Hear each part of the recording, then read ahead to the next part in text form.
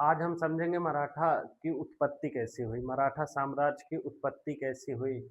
तो मराठा साम्राज्य की उत्पत्ति के बारे में हम बता दें, पहले मराठा जो होते थे ना, ये पहले अलग-अलग क्षेत्रों में अपनी सेवाएँ दिया करते थे। जैसे कभी-कभी मुगल के साथ भी लड़ते थे, कभी हैदराबाद के साथ लड़ते थे, तो कभी बहमनी के साथ, कभी गोलकुंडा के साथ। इनके सैनिक ऐसे थे कि जिसके साथ मतलब पैसा बाकायदा लड़ने के लिए पैसा लेते थे। तो उसी और इनकी छापामारी गुरिल्ला नीति जो थी, युद्ध की नीति, बहुत कुख्यात नीति थी। ये इसी नीति से युद्ध करते थे और इनकी बुद्धिमत्ता के बारे में हम बता दें कि ये बहुत ज़्यादा टैक्स वगैरह के बारे में बहुत अच्छे से जानते थे। इसीलिए इन्हें बहमनी वालों ने खूब बढ़िया से उपयोग में लिया करते थे और इन्हें सरदेशमुख कहते थे। इसी से आज देखते हैं तो देशमुख नामक जाति भी उत्पत्ति हुई है। तो ये क्या करते थे, टैक्स कलेक्शन में हिस्सा रखते थे और बाकी टैक्स कलेक्शन में ज़्यादा इनका दिमाग चलता था, इसीलिए इन्हें रखते थे। हम देखते हैं इन्हीं में एक महाराजा आते हैं, मतलब एक शिवाजी आते हैं। तो शिवाजी के बारे में हम बता दें कि शिवाजी के पिता शाहजी भोसले थे। इनके पिता शाहजी भोसले बी बीजापुर के अधीन नौकरी करते थे और इनकी पत्नी जीजाबाई थी। इनके पिता ने दूसरी शादी कर ली और अपने पुत्र मतलब शिवाजी को और जीजाबाई को एक पुणे में एक जागीर दे के चले गए, ये बीजापुर के अधीन।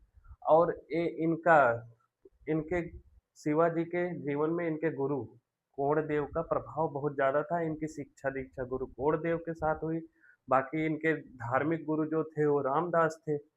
इनका मतलब धार्मिक जीवन में ज्ञान देने वाले इनके गुरु रामदास थे। और हम शिवाजी के जन्म के बारे में बता दें तो शिवाजी का जन्म सिवनेर के किले में हुआ था। इसी वहाँ की रानी सिवनेरी देवी थी। इन्हीं के नाम पे इनका नाम पड़ा था शिवाजी। इनका जन्म 19 अप्रैल और 1627 में हुआ था। शिवाजी की 2 पत्नियाँ थीं। साय जी के पुत्र संभाजी थे और सोयराबाई के पुत्र राजाराम जी थे। इनके बाद इनकी मतलब सत्ता सँभालने के लिए ये थे।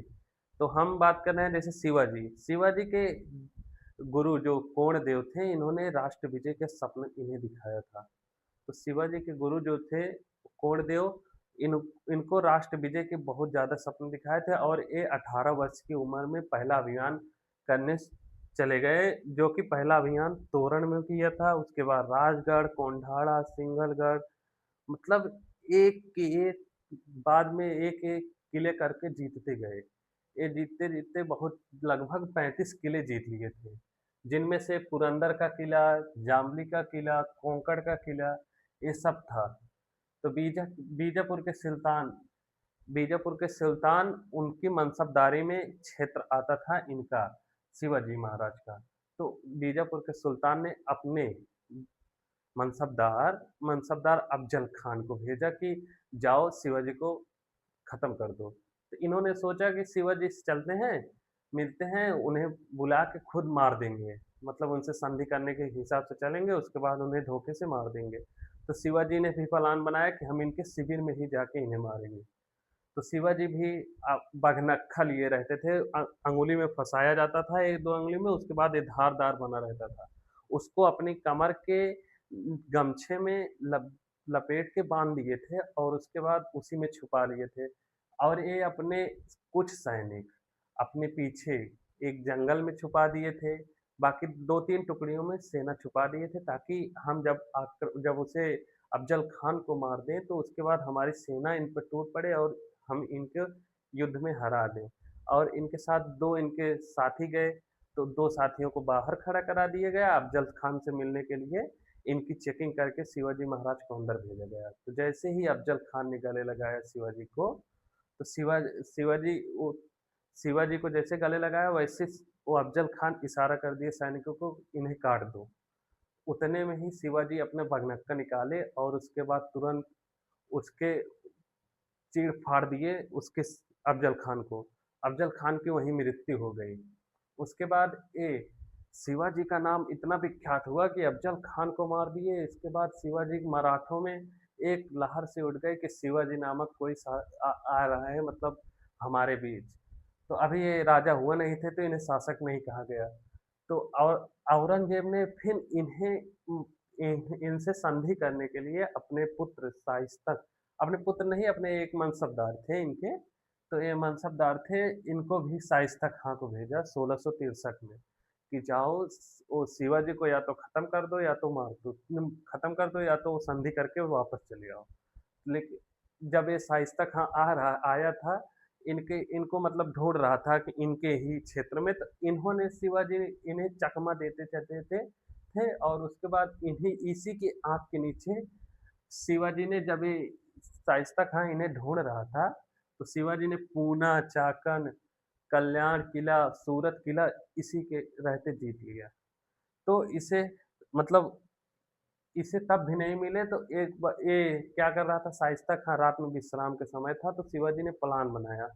शिवाजी ने प्लान बनाया कि सोचा कि ये जाएगा नहीं तो इसे चलते हैं, युद्ध कर लेते हैं। रात में करीब आधी रात हो चुकी थी, तो जब ये सो रहा था अपनी सेना के साथ, तभी शिवाजी अपनी सेना के साथ लेके इस पे चढ़ाई कर दिए। ये बहुत जान बचा के भागा था, इसकी अंगूठा काट दिए थे शिवाजी। ये जान बचा के भागा था, लेकिन इसका पुत्र जो था ये यहाँ इसी युद्ध में मर गया था, मतलब शिवाजी ने इसे मार दिया था इसके पुत्र को। फिर औरंगजेब को जब ये पता चला, औरंगजेब था, मुगल सल्तनत इतनी बड़ी थी, वो इतने गुस्से में आ गया। फिर उसके बाद यहाँ जय सिंह को भेजा। जय सिंह जयपुर के राजा थे, जयपुर के बसाने वाले जय सिंह ही थे। तो जय सिंह को भेजा।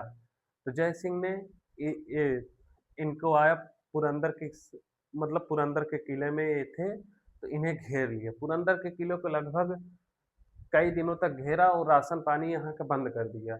उसके बाद जब यहाँ जाने नहीं पाए तो ये क्या किए कि एक संधि किए। संधि में क्या-क्या था जानते हो? संधि में 3 बातें थी। पहले कि मनसबदार इनका पुत्र संभाजी होगा, मतलब इनके पुत्र को मनसबदार बनाया जाएगा। मनसबदार मतलब जो इनके से एक सेना 5-10 हज़ार जो सेना रखते थे, वो सेवा दिया करते थे राजा को, और इनके एक क्षेत्र बढ़िया-सा मिलता था, प्रांत मिलता था। और ये 35 किले जो जीते थे शिवाजी महाराज, इनको 23 वापस करने के लिए कहा। और इसी पुरंदर की संधि में ये सब बात हुई। ये तो और कहा कि आगरा जाके तुम औरंगजेब से भी मिलोगे। तो शिवाजी बोले सब ठीक है। तो शिवाजी शिवाजी को ये जय सिंह जो था, ये अपने पुत्र के नेतृत्व में, पुत्र की सिक्योरिटी में शिवाजी को भेजा था ताकि इन पे कोई हमला ना करे और इन्हें आगरा भेजा जा सके। तो शिवाजी आगरा गए। तो शिवाजी आगरा गए और वहाँ औरंगजेब के जब सामने गए तो औरंगजेब ने क्या किया ना, ये पागल वाली बुद्धि लगा लिए। इनको क्या किया कि इनको लाइन में खड़ी कर दिया मनसबदारों के। ये सोचे थे कि हमें राजा का पद दिया जाएगा और हम शांति से अपनी संधि कर लेंगे, शांति से लौट आएंगे। लेकिन ये क्या किया कि इनको मनसबदारों की लाइन में लगा दिया। अब ये उतने में उसे मतलब उससे बोल खड़े हुए, उतने में ही औरंगजेब ने आदेश दिया कि इन्हें बंदी बना लो। तो औरंगजेब ने इनको बंदी बना लिया, शिवाजी महाराज को। शिवाजी महाराज को बंदी बना लिया तो राजा जय सिंह के कहने पे शिवाजी को ये लेके आया, शिवाजी को लेके आया जय सिंह के किले में, वहीं कैद कर दिया। शिवाजी वहाँ एक फल बेचने वाला मराठा से आता था, मराठा हीरोजी फर्जन थे। मराठा हीरोजी जो फर्जन थे ना, उनकी शक्ल लगभग शिवाजी से मिलती थी। तो शिवाजी से जब मिलती थी शक्ल, तो शिवाजी की दाढ़ी वगैरह भी बढ़ गई थी। उसी बीच शिवाजी ने मतलब दूर से शक्ल मिलती थी, तो उनके फलों की टोकरी में उस हीरो जी फर्जन को बैठा के उनके फलों की टोकरी से निकल गए। और वो 1666 में ये निकल गए और निकलते ही कुछ दिनों के अंदर 1670 में फिर सूरत को लूट लिया। सूरत व्यापारिक केंद्र था, बहुत ज़्यादा बड़ा व्यापारिक केंद्र था, क्योंकि सूरत में व्यापार बहुत अधिक मात्रा में होता था। वहीं सोना चांदी इकट्ठा हुआ करती थी, तो उसी किले में रखे जाते थे। तो उसी समय शिवाजी ने वहाँ लूट लिया और फिर औरंगजेब औरंगजेब को बताने के लिए हम फिर से अब लूटेंगे। तो यहाँ औरंगजेब ने फिर बाद में अपने पुत्र मुअज्जम खां को भेजा था कि जाओ औरंगज़ेब को अब राजा भी मनसबदार मतलब जो-जो हो सके सब दो दे दो, पद दे दो, बाकी वो आएँ कहीं। लेकिन इन्होंने ठुकरा दिया उसके बाद फिर क्या किया पुरंदर मतलब मुअज़्ज़म खां के बाद ही सूरत की दूसरी विजय की थी और पुरंदर पुरंदर सहित पुरंदर जो किला राजा जय सिंह ने कब्ज़े किए थे उसको भी जीता। फिर से जीता और 1674 में अपना राज्याभिषेक करवा लिया। मतलब एक खुद राजा बन गए।